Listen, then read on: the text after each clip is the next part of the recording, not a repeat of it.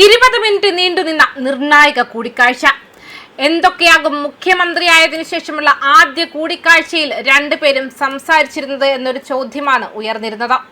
അത് മറ്റൊന്നുമല്ല, 10 വർഷത്തിന് ശേഷം തിരിച്ച് അധികാരത്തിൽ വന്നതിന് ശേഷമുള്ള കോൺഗ്രസ് സർക്കാരിന്റെ മുഖ്യ ലക്ഷ്യം കേരളത്തിന്റെ വികസനം മാത്രമാണ്. കേരളത്തിന്റെ വികസനത്തിന് പ്രധാനമന്ത്രിയുടെ പിന്തുണ തേടിയിരിക്കുകയാണ് കേരള മുഖ്യമന്ത്രി. സേവാതീർത്ഥത്തിലെ പ്രധാനമന്ത്രിയുടെ ഓഫീസിൽ നടന്ന കൂടിക്കാഴ്ച ഏകദേശം 20 മിനിറ്റ് നീണ്ടുനിന്നു. ചീഫ് സെക്രട്ടറി ഉൾപ്പെടെയുള്ള ഒരു ഔദ്യോഗിക പ്രതിനിധി സംഘവും സതീശനൊപ്പം ഉണ്ടായിരുന്നു. മുഖ്യമന്ത്രിയായി അധികാരമേറ്റതിനു ശേഷം മോദിയുമായുള്ള അദ്ദേഹത്തിന്റെ ആദ്യ കൂടിക്കാഴ്ചയായിരുന്നു ഇത്. ലഭ്യമായ വിവരങ്ങൾ അനുസരിച്ച് കേരളത്തിന്റെ വികസന ആവശ്യങ്ങളെയും കേന്ദ്ര സഹായം ആവശ്യമുള്ള പദ്ധതികളെയും കേന്ദ്രീകരിച്ചായിരുന്നു ചർച്ചകൾ. റെയിൽവേ വികസന പ്രവർത്തനങ്ങൾ, തുറമുഖ സംരംഭങ്ങൾ, എയിംസ്, മെട്രോ അനുബന്ധ പദ്ധതികൾ എന്നിവയുൾപ്പെടെ നിരവധി പ്രധാന പദ്ധതികൾക്ക് കേരളം കേന്ദ്ര സർക്കാരിന്റെ പിന്തുണ തേടുന്നു. സംസ്ഥാനത്ത് ഈ നിർദ്ദേശങ്ങളും മറ്റ് വികസന സംരംഭങ്ങളും നടപ്പിലാക്കുന്നതിന് കേന്ദ്ര പിന്തുണ ഉറപ്പാക്കുന്നതിനായിരുന്നു യോഗം.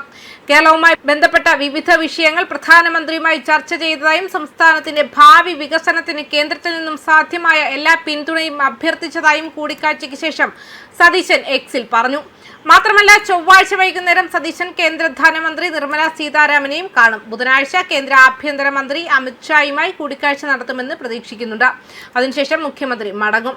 അതേസമയം കേരള നിയമസഭാ തെരഞ്ഞെടുപ്പ് സമയത്ത് സിഇഒ ആയി സേവനമനുഷ്ഠിച്ചിരുന്ന മുതിർന്ന IAS ഉദ്യോഗസ്ഥൻ രത്തൻ യു ഖേൽക്കറെ തന്റെ സെക്രട്ടറിയായി നിയമിച്ചതിനെ ന്യായീകരിച്ച് മുഖ്യമന്ത്രി VD സതീശൻ.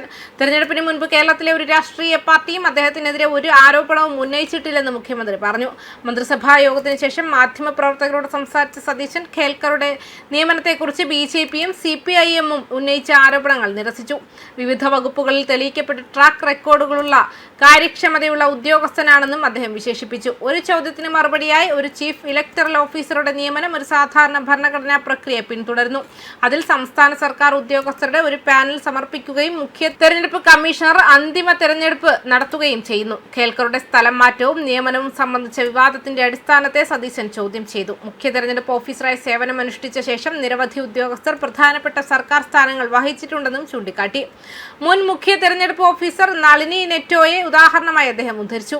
അവർ പിന്നീട് ആഭ്യന്തര വകുപ്പിൽ സേവനമനുഷ്ഠിച്ചു. ചീഫ് സെക്രട്ടറിയായി മുഖ്യമന്ത്രിയുടെ ഓഫീസിലും പ്രവർത്തിച്ചുവെന്നും ചൂണ്ടിക്കാട്ടി.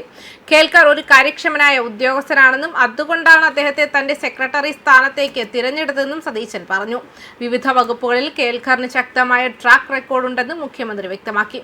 അന്നത്തെ മുഖ്യമന്ത്രി പിണറായി വിജയന്റെ കീഴിൽ IT, പരിസ്ഥിതി, ആസൂത്രണം, സാമ്പത്തിക കാര്യം തുടങ്ങിയ വകുപ്പുകളുടെ സെക്രട്ടറിയായി അദ്ദേഹം പ്രവർത്തിച്ചു. അന്നത്തെ ധനമന്ത്രിയുടെ കീഴിൽ നികുതി സെക്രട്ടറിയായും GST കമ്മീഷണറായും അദ്ദേഹം സേവനമനുഷ്ഠിച്ചു. കൂടാതെ സമീപകാല നിയമസഭാ തെരഞ്ഞെടുപ്പുകളുമായി ബന്ധപ്പെട്ട വിഷയങ്ങൾ സംസ്ഥാനത്ത് ഖേൽക്കർ വിമർശനം നേരിട്ടതായും ആരോപിച്ചു.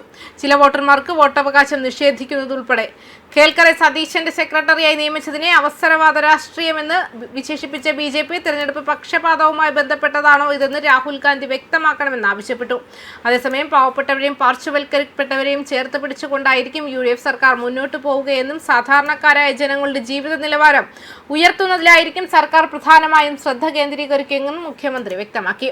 മുഖ്യമന്ത്രിയായി ചുമതലയേറ്റ ശേഷം തന്റെ സ്വന്തം മണ്ഡലമായ പരവൂരിൽ നൽകിയ ഭീമമായ പൗരസ്വീകരണ ചടങ്ങിൽ സംസാരിക്കുകയായിരുന്നു അദ്ദേഹം. സംസ്ഥാനത്തെ ഓരോ പാവപ്പെട്ടവന്റെയും മധ്യവർഗ കുടുംബത്തിന്റെയും ജീവിത നിലവാരം മെച്ചപ്പെടുത്തുക എന്നതാണ് സർക്കാരിന്റെ പ്രധാന ലക്ഷ്യമെന്നും സതീശൻ പറഞ്ഞു. ഞങ്ങളുടെ ലക്ഷ്യം കേരളത്തെ പുരോഗമനപരവും എല്ലാവരെയും ഉൾക്കൊള്ളുന്നതുമായ ഒരു മാതൃകാ സമൂഹമായി ലോകത്തിന് മുന്നിൽ അവതരിപ്പിക്കുക എന്നതാണെന്നും അദ്ദേഹം വ്യക്തമാക്കിയിട്ടുണ്ട്. ന്യൂസ് ഡെസ്ക് കർമ്മ ന്യൂസ്.